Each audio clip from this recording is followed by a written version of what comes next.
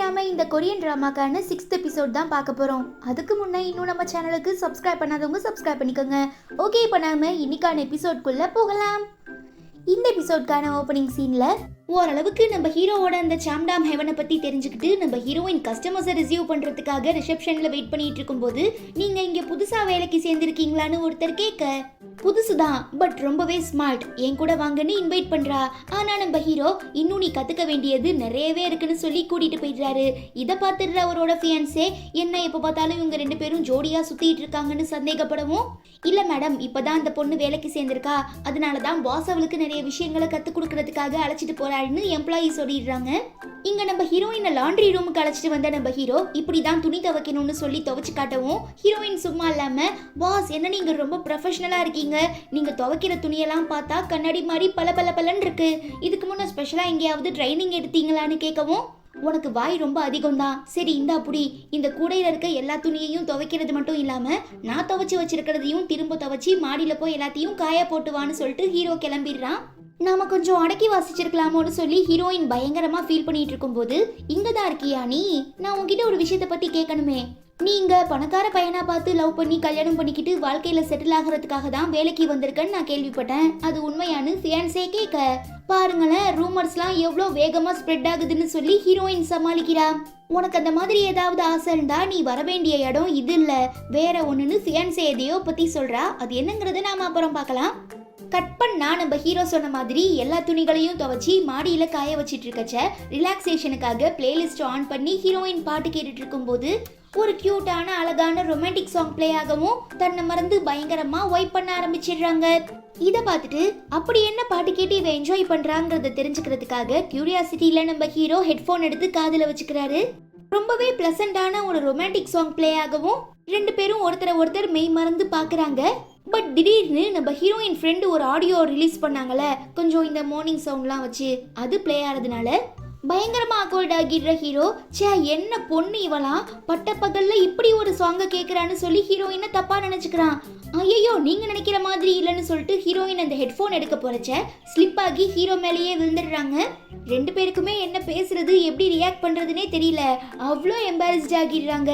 அப்புறம் நம்ம ஹீரோ எழுந்திருச்சு, நான் கூட உன்னை ரொம்ப நல்ல பொண்ணு நினைச்சேன், ஆனா நீ இப்படி ஒரு பாட்டு கேட்குற, சரியான பெர்வர்ட்டா இருப்ப போலன்னு சொல்லி திட்டவும், நீங்க நினைக்கிற மாதிரி இல்ல, இது என் பெஸ்ட் ஃப்ரெண்டோட ஆடியோ புக், இப்போ அவங்க ரொம்பவே ஃபினான்ஷியல் ட்ரபிள்ல இருக்காங்க, அதான் அவங்களுக்கு மானிஸ்டேஷன் ஆகணும் பணம் வரணுங்கிறதுக்காக சப்போர்ட் பண்ண நான் என்னோட பிளேலிஸ்ட்ல ஆட் பண்ணியிருந்தேன், வேணும்னா நீங்களுமே இந்த பாட்டை கேளுங்கன்னு சொல்லவும், சிச்சி நான் ஒன்றும் உன்ன மாதிரி பெர்வர்ட் இல்லை மட்டமான கேரக்டர் இல்லைன்னு ஹீரோ சொல்ல, சார் ப்ளீஸ் சார் புரிஞ்சுக்கோங்க சார், நீங்கள் நினைக்கிற மாதிரி இல்லை, நான் நிஜமாவே ரொம்ப நல்ல பொண்ணு, என் முகத்தை பார்த்தாலே உங்களுக்கு தெரியும்னு சொல்லி ரொம்ப க்யூட்டாக சீன் போடுறா. அந்த க்யூட்னஸ்ல அப்படியே தடுக்கி விழுந்துடுற நம்ம ஹீரோ ஹீரோயினையே ரசிச்சு பார்க்குறான். பட் ரியாலிட்டிக்கு வந்ததும் ஒரு பக்கெட் எடுத்து அவங்க மண்டையில் கவுத்துட்டு, இப்போ பிளே ஆன நம்ம ஹீரோயின் ஃப்ரெண்டோட ஆடியோ புக்கோட பேர் என்னங்கிறத நோட் பண்ணிட்டு அங்கேருந்து கிளம்புறச்ச கரெக்டாக அவனோட ஃபியான்சே வந்துடுறாங்க. அவங்க பார்வையிலேயே பிரச்சனை என்னங்கிறத புரிஞ்சுக்கிற நம்ம ஆளு தனியா கூட்டிட்டு வந்து, எதுக்காக என்ன ஃபாலோ பண்ணிட்டு இருக்கன்னு கேட்க, நீ என்ன அந்த பொண்ணை லவ் பண்றியா, இப்படியே போயிட்டு இருந்தா நம்ம என்கேஜ்மெண்ட் கேன்சல் ஆகிரும், அப்புறம் நாம ஆசைப்பட்ட மாதிரி ஃப்ரீடமா வாழ முடியாதுன்னு சொல்ல, அதெல்லாம் ஒன்றும் இல்லை, அந்த பொண்ணு என்கிட்ட வேலை பார்க்குறா, என்னோட எம்ப்ளாயி, ஸோ ஒரு நல்ல பாஸா அவள் தெரிஞ்சுக்க வேண்டிய எல்லா விஷயங்களையும் நான் கற்றுக் கொடுத்துட்டு இருக்கேன், மற்றபடி எங்கள் ரெண்டு பேருக்கு நடுவில் எதுவும் இல்லைன்னு சொல்லி ஹீரோ சமாளிக்கிறாரு. ஓ அப்படியா அவ்வளோதானான்னு கேட்டு ரிலாக்ஸாக இருக்கிற மாதிரி காட்டிக்கிற ஃபியான்ஸே ஹீரோ சொல்றது நம்பாம அடுத்து என்ன பண்ணலான்னு வில்லத்தனமா யோசிக்க ஆரம்பிக்கிறாங்க. அதுவே இங்க ஃபர்ஸ்ட் டே வேலையை முடிச்சுட்டு ரொம்பவே களைப்பா போற நம்ம ஹீரோயினை பிளாக் பண்ணி, என்னம்மா நீ எதிர்பார்த்த மாதிரி இருந்துச்சா, உனக்கு இந்த ஒர்க்லாம் பிடிச்சிருக்கான்னு ஹீரோ கேட்க, இவன் ஒருத்த நாம என்ன நிலைமையில இருக்கோங்கிறதையே புரிஞ்சுக்காம பேசிட்டு இருக்கான்னு சொல்லி ரொம்ப டென்ஷன் ஆகிடுற நம்ம ஹீரோயின், கடவுளே நான் சீக்கிரம் ஒரு பணக்காரனா பார்த்து மேரேஜ் பண்ணிக்கிட்டு வாழ்க்கையில செட்டில் ஆகிடணும்னு ப்ரேயர் பண்றா. என்னம்மா எதுவும் பேச மாட்ற, அப்ப நீ கத்துக்க வேண்டியது இன்னும் நிறைய இருக்கா, சரி நாளைக்கு சீக்கிரமா வந்துரு, நான் உனக்கு எல்லாத்தையுமே சொல்லி தரேன்னு சொல்லிட்டு ஹீரோ கிளம்பிடுறாரு. இவன் தொல்லை தாங்க முடியலையே, பேசாம நம்ம வேலையை ரிசைன் பண்ணிடலாமான்னு ஹீரோயின் யோசிக்கும் போது, கடன்காரங்க மெசேஜ் பண்ணி நீ அனுப்புன காசு வந்துருச்சுமா, அடுத்த மாசமும் இதே மாதிரி கரெக்டா பே பண்ணிடு, இல்ல பெரிய பிரச்சனை ஆகிரும்னு மிரட்டுறாங்க. ஓ மை காட், இதுக்காகவாவது நான் வேலைக்கு போய் ஆகணும்னு சொல்லி ஹீரோயின் பயங்கரமா ஃபீல் பண்ணிக்கிட்டே டம்ப்ளிங்கை மீட் பண்ணி எனக்கு கொஞ்சம் காசு கொடு, அர்ஜென்ட்டா தேவைப்படுதுன்னு சொல்லவும் ஏன் எதுக்காகன்னு கேள்வி கேட்குறா. என்னதான் ஆரம்பத்துல சொல்ல தயங்கினாலும் வேற வழி இல்லாம இந்த மாதிரி எனக்கு எப்ப கல்யாணம் ஆகும், நான் எப்படிப்பட்ட ஒருத்தனை மேரேஜ் பண்ணிக்க போறேங்கிறது தெரிஞ்சுக்கிறதுக்காக ஜோசியர்கிட்ட போறேன்னு ஹீரோயின் சொல்ல, இந்த காலத்துல இதெல்லாம் நம்ப நீ என்ன லூசா, காசை தேவையில்லாம செலவு பண்ணாத, போய் வேற ஏதாவது நல்ல வேலையா இருந்தா பாருன்னு சொல்லி அக்கறையா திட்டுறா. ஆனா ஹீரோயின் புரிஞ்சுக்காம கோச்சுக்கிறாங்க. அப்புறம் நம்ம ஹீரோ ரொம்ப நாளாக உடம்பு சரியில்லாமல் ஹாஸ்பிட்டல் அட்மிட் ஆகி ட்ரீட்மெண்ட் எடுத்துட்டு இருக்க தன்னோட அப்பாவை மீட் பண்ண வராரு. என்ன மைசன், திரும்ப காசு வாங்கிட்டு போகிறதுக்காக வந்திருக்கியான்னு கேட்க, நீங்களே வேலை வெட்டி எதுக்கும் போகாமல் சும்மா உட்காந்துருக்கீங்க, உங்ககிட்ட எப்படி நான் காசு வாங்குவேன்னு ஹீரோ நக்கல் அடிக்கிறான். இப்போ என்கிட்ட காசு எதுவும் இல்லைனாலும் நான் உன்னோட அப்பா, என்னால் உனக்கு வேர்த்தியான அட்வைஸ் பண்ண முடியும்னு சொல்ல, ஓ அப்படியா சொல்லுங்களேன் என்னங்கிறத நானுமே கேட்குறேன்னு ஹீரோ இன்னும் நக்கலாக பேசுகிறான். இப்போ நீ மனசு தடுமாறுற வயசுல இருக்க, ஸோ உனக்கு பொண்ணுங்களெல்லாம் பார்த்தா அவங்க கூட பேசணும் பழகணும்னு ஆசையா இருக்கும். பட் எக்காரணத்தை கொண்டும் அவங்கள நம்பிடாத. முக்கியமா உன்கிட்ட நல்லா பேசி பழகுற மாதிரி அவங்க உனக்கு ஆசை காட்டி ஏமாத்திடுவாங்க. அதனால நீ பொண்ணுங்களை கல்லு மாதிரி பாருன்னு சொல்லவும், சரிங்கப்பா நீங்க சொன்னா கரெக்டா தான் இருக்கும்னு ஹீரோ மண்டைய ஆட்டுறான். அப்ப நம்ம ஹீரோவோட அப்பாவை பார்த்துக்க ஒரு நர்ஸ் வராங்க. எப்படி சார் இருக்கீங்க, ஏதாவது பிரச்சனையான்னு கேட்கவும், நீங்க என் பக்கத்துல இருக்கும்போது எனக்கு என்ன பிரச்சனை, நான் நிஜமாவே ரொம்ப நல்லா இருக்கேன்னு பயங்கரமா வலியிறாரு. நீ எல்லாம் எனக்கு அட்வைஸ் பண்ற பாத்தியா நைனாங்கிற மாதிரி ஹீரோ கேவலமா முறைக்கிறான். அப்பாவுக்கு ரொம்ப அசிங்கமாகிடுது. நெக்ஸ்ட் நம்ம ஹீரோயின் தன்னோட மூத்த அக்கா, அதாவது டம்ப்ளிங்க்கு பெரியவங்க இருக்காங்கல்ல டாக்டர் அக்கா, அந்த அக்காவை மீட் பண்ணி காசு வாங்குறதுக்காக ஹாஸ்பிட்டலுக்கு போறா. பட் ஒரு பேஷண்ட்டுக்கு ரொம்ப எமர்ஜென்சின்னு சொல்லி கால் வரவும், ஓகே நீ வீட்டுக்கு கிளம்பு, எதுவாக இருந்தாலும் நான் அங்கே வந்து பேசிக்கிறேன்னு சொல்லிட்டு போயிடுறாங்க. ஏன் இப்படி ஆரம்பிக்கிறதுக்கு முன்னவே எண்டு கால்டு போட்டாங்கன்னு சொல்லி ஹீரோயின் பயங்கரமா ஃபீல் பண்ணிட்டு இருக்கதை நோட் பண்ற ஒரு மேல் டாக்டர், என்ன பாப்பா உனக்கு காசு தேவைப்படுதான்னு கேட்க, அதை எப்படி நீங்க கண்டுபிடிச்சீங்கன்னு கேட்டு ஹீரோயின் ஷாக் ஆகிடுறா. நான் ஒரு டாக்டர், எனக்கு எல்லாமே தெரியும். இப்போ உனக்கு காசு தானே வேணும், நான் சொல்ற விஷயத்த நீ கரெக்டா செஞ்சினா உனக்கு எவ்வளோ காசு வேணாலும் நான் தரேன்னு டாக்டர் சொல்ல, என்னதுன்னு ஹீரோயின் ஆர்வமா கேட்குறாங்க. எனக்கு உன்னோட பெரியக்காவை ரொம்ப பிடிச்சிருக்கு, ஸோ நான் அவங்களுக்கு ப்ரப்போஸ் பண்ணலான் இருக்கேன். அதுக்கு எனக்கு அவங்களோட ரிங் சைஸ் தெரியணும், அப்போதான் என்னால் மோதிரம் வாங்க முடியும். ஸோ நீ எனக்கு அவங்களோட பர்ஃபெக்டான ரிங் சைஸை சொன்னினா நான் உனக்கு காசு தரேன்னு டாக்டர் சொல்ல, உடனே குடுகுடுன்னு வீட்டுக்கு ஓடி வந்து பெரியக்காவோட பழைய ரிங்கை திருடி டாக்டர் கிட்ட கொடுத்து பேசினபடி அவர்கிட்ட இருந்து காசு வாங்கிக்கிறாங்க. ஆக்சுவலாக நம்ம ஹீரோவோட ஃபியான்சே தான் ஹீரோயின் அவர்கிட்ட இருந்து பிரிக்கிறதுக்காக, நீ ஆசைப்படுற மாதிரி ஒரு பையனை பார்த்து மேரேஜ் பண்ணிக்கணும்னா அதுக்கு ஒரு ஜோசியர் இருக்காரு, அவரை மீட் பண்ணி பேசிட்டு வந்தீங்கன்னா கண்டிப்பாக நல்லது நடக்கும்னு கோத்து விட்டுருப்பா.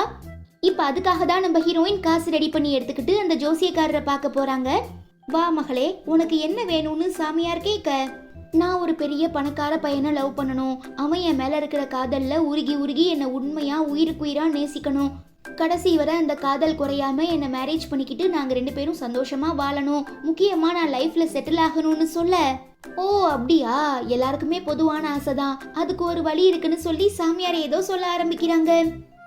இங்க நம்ம ஹீரோயின் பெஸ்ட் ஃப்ரெண்டோட ஆடியோ நோட்டை கேட்டுட்டு ஒரு மாதிரி ஆகிடுறான். அதுக்கப்புறம் ரியலைஸ் பண்ணி, சேச்சே இது என்ன இவ்வளோ மோசமா இருக்கு, இப்படி ஒரு பாட்டையா ஹீரோயின் கேட்டா, நான் கூட அவ ரொம்ப நல்ல பொண்ணு நினைச்சேன், ஆனா அவ சரியான பர்வட்டா இருக்கான்னு சொல்லி ஹீரோயினை தப்பா நினைச்சுக்கிறான். அடுத்த நாள் காலையில் நம்ம ஹீரோயின் ஃபேமிலியை சேர்ந்த எல்லாருமே பிரேக்ஃபாஸ்ட் சாப்பிட்டுட்டு இருக்கும்போது, பெரியக்கா என்னோட ரிங்கை யாராவது பார்த்தீங்களான்னு கேட்க, ஹீரோயின் திருன்னு முழிக்கிறா. ஏன் அது கோல்டான்னு கேட்கவும், இல்லைல்ல சும்மா சில்வர் தான், அது ஒன்றும் பெரிய விஷயம் இல்லை, எதுக்காக நீ என்னை மீட் பண்ண நேற்று ஹாஸ்பிட்டலுக்கு வந்தேன்னு கேட்கவும், அதெல்லாம் ஒன்றும் இல்லை, சும்மா அந்த வழியாக நடந்து போனேன், உங்கள் ஞாபகம் வந்தது, அதான் மீட் பண்ணிட்டு போகலான்னு வந்தேன்னு சொல்லி சமாளிச்சுட்டு உடனே கிளம்பி வேலைக்கு வந்துடுறாங்க. என்ன ரொம்ப சீக்கிரமா வந்துட்ட, ஏதாவது முக்கியமான வேலையான்னு ஹீரோ கேட்க, நீங்க தானே நிறைய வேலை இருக்குன்னு சொன்னீங்க, அதான் சீக்கிரமா ஆரம்பிச்சு சீக்கிரமா முடிச்சுட்டு வீட்டுக்கு திரும்ப போறதுக்காக ஏர்லியரா வந்திருக்கேன்னு ஹீரோயின் சொல்றா. சரி விடு, நான் என் மனசை மாத்திக்கிட்டேன், உனக்கு வேற டிபார்ட்மெண்ட்ல வேலை தர போறேன்னு ஹீரோ சொல்ல, என்ன ஒரு திடீர் மாற்றம், என்னை பார்த்தா ரொம்ப பாவமா இருக்கான்னு ஹீரோயின் கேட்கவும், யா அப்படி கூட சொல்லலாம், பட் நீங்க ஆசைப்பட்ட விஷயம் கண்டிப்பா நடக்க போறது இல்லைன்னு ஹீரோ சொல்ல, என்ன சார் என்ன கலாய்க்கிறீங்களா, என்னால லைஃப்ல முன்னேற முடியாதுன்னு சொல்ல வரீங்களான்னு ஹீரோயின் கேட்டுக்கிட்டே பக்கத்துல வந்துடுறா.